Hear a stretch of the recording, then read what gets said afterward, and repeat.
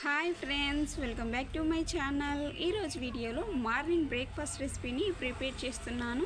రసం ఇడ్లీని ప్రిపేర్ చేసి చూపిస్తున్నాను. మార్నింగ్ ఎంతో ఈజీగా ప్రిపేర్ చేసుకునే ఇడ్లీ అలాగే రసాన్ని ప్రిపేర్ చేసి చూపిస్తున్నాను. మరి మీరు కూడా ఉదయం ఇలా రసం ఇడ్లీ కాంబినేషన్తో ప్రిపేర్ చేసుకుని తినండి, చాలా బాగుంటుంది. మరి ఇడ్లీని ప్రిపేర్ చేయడానికి ముందుగా నేను ముందు రోజే ఇడ్లీ పిండిని ప్రిపేర్ చేసుకుని పెట్టుకున్నాను. ఉదయానికంతా పిండి ఈ విధంగా పొంగిపోయింది.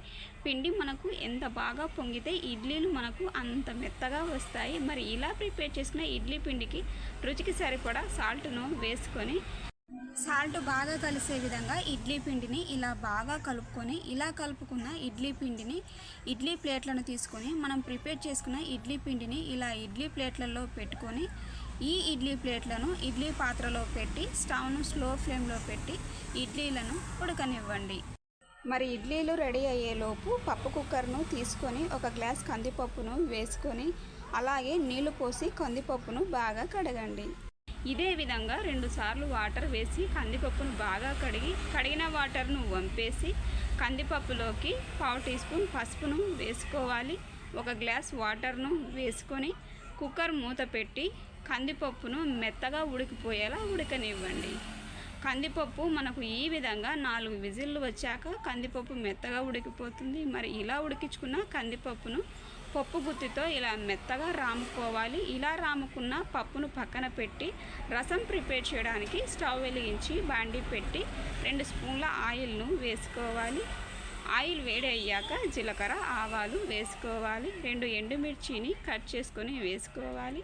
చిన్నగా కట్ చేసిన ఆనియన్స్ను వేసుకొని మనం వేసుకున్న ఆనియన్స్ను ఖచ్చితంగా గోల్డెన్ బ్రౌన్ కలర్ వచ్చే వరకు ఫ్రై చేసుకోవాలి. ఇలా ఫ్రై చేసుకున్న తర్వాత చిన్నగా కట్ చేసిన టమాటాను వేసుకొని టమాటాను మెత్తగా మగ్గిపోయేంత వరకు ఫ్రై చేసుకోవాలి.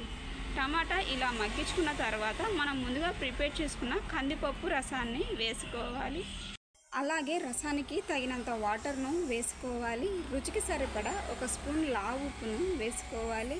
1 స్పూన్ కారాన్ని వేసుకోవాలి. మనం వేసుకున్న ఉప్పు కారం కలిసే విధంగా ఇలా బాగా కలుపుకొని రసాన్ని ఉడకనివ్వండి. రసం ఎంత బాగా ఉడికితే అంత టేస్టీగా ఉంటుంది. ఇలా ఉడికించుకున్న రసంలోకి మనం ముందుగా నానబెట్టుకున్న చింతపండు వాటర్ను వేసుకోవాలి. అలాగే 1 స్పూన్ రసం పౌడర్ను వేసుకోవాలి. మీరు ఈ రసం పౌడర్ ప్లేస్లో సాంబార్ పొడినైనా వేసుకోవచ్చు. అలాగే 1 స్పూన్ బెల్లం పొడిని వేసుకోవాలి. ఇలా వేసుకొని ఉడికించుకున్న రసంలోకి లాస్ట్గా కరివేపాకును వేసుకోవాలి. అలాగే చిన్నగా కట్ చేసిన కొత్తిమీరను వేసుకొని రసాన్ని మరొకసారి కలిపి 1 నిమిషం పాటు ఉడికించుకొని స్టవ్ ఆఫ్ చేసుకుంటే ఎంతో టేస్టీగా అండ్ సింపుల్గా ఇడ్లీకి కాంబినేషన్గా వేడివేడిగా రసం రెడీ అయ్యింది. మరి ఇలా ప్రిపేర్ చేసుకున్న రసాన్ని స్టవ్ ఆఫ్ చేసుకుని పక్కకు పెట్టుకొని మనం ముందుగా ప్రిపేర్ చేసుకున్న ఇడ్లీలను తీసుకోవాలి. చూడండి, మనకు రసం రెడీ అయ్యేలోపు ఇడ్లీలు కూడా రెడీ అయ్యాయి. మరి ఇలా ప్రిపేర్ చేసుకున్న ఇడ్లీలను వేడివేడిగా ఒక బౌల్లోకి తీసుకొని మనం ప్రిపేర్ చేసుకున్న మెత్తటి ఇడ్లీలను అలాగే మనం ముందుగా ప్రిపేర్ చేసుకున్న రసాన్ని రెండు కూడా చల్లారక ముందే ఇలా వేడివేడిగా ఒక ప్లేట్లోకి తీసుకొని సర్వ్ చేసుకుంటే మార్నింగ్ బ్రేక్ఫాస్ట్ ఇలా వేడివేడిగా చాలా బాగుంటుంది. మరి రసం ఇడ్లీని మీరు కూడా ట్రై చేసి నచ్చితే నా ఛానల్ను లైక్ చేయండి, షేర్ చేయండి, సబ్స్క్రైబ్ చేయండి. లైక్ చేయండి, షేర్ చేయండి, సబ్స్క్రైబ్ చేయండి ప్లీజ్.